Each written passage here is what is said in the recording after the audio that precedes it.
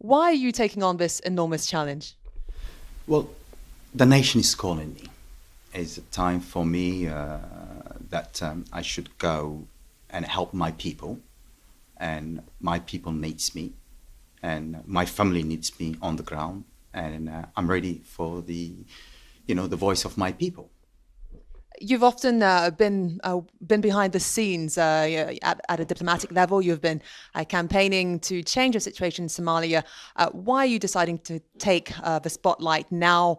Why are you coming from out of the shadows? Well, as you say that, I've been numbers of years behind the curtains and supporting the system. And right now, I have decided it because I see that basically after 30 years, there's no way out. And the leaders are always those people who's failing us as a Somalis.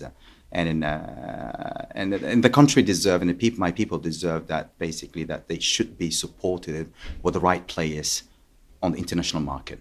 And what are you proposing exactly to change the situation? Well, my proposal is very simple. My manifesto is within my book, My Life for Somalia. And I am standing up personally against the extremist, aggressivity, violence, corruption, and bring basically the voice of my people who's been voicelessly for over this 30 years plus. And now I'm saying that enough is enough. And I've just come up with the solution for everybody and to reduce the crime of extremist, to reduce crime of corruption, to fight against and my party that I have created, my political party, stands for it. One man, one vote system, and I have just launched it since today, a program called and Somalia back for 1,460 days time, which will give it to us one man, one vote, and is the solution out and fight against the corruption and Al-Shabaab. The solution, you've said, will tackle the influence of tribalism in the political system. How will it weaken tribalism in Somali politics? Well, it will weaken them because the way the system works in Somalia is 3 steps. The tribal leaders elect the member of the parliament, and a member of the parliament elect the presidential. So what's happening here is the member of the parliament has to buy the seats from the tribal leaders because it's not for free. It could vary from 20 to 50,000. 2016, we even heard about a seat that was being bought up to $1 million. So that is corruption.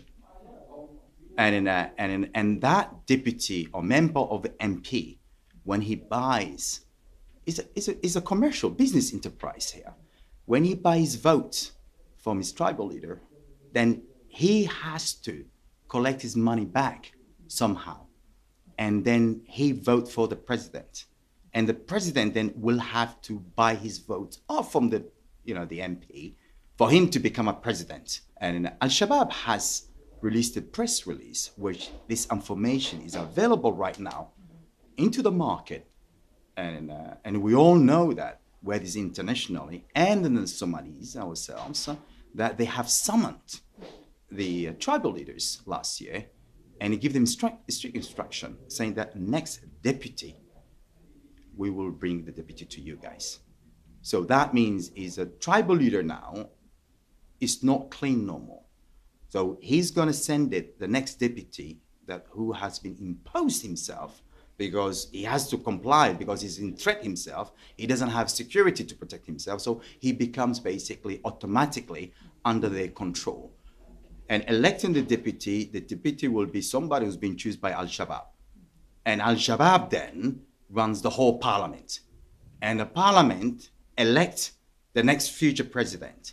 My proposal is just basically what I called it, stop for 1,460 days to leave the parliament as it is and extend them for another 2 years, the parliament. And that 2 years of the parliament, then Al-Shabaab cannot no longer filtrate them because they've been operating for the last 4 years, the parliament. Why should the Somali people choose you? Well, and I'm not saying that they have to choose me. And if you understood my message, and I personally standing up for the position because my nation needs me.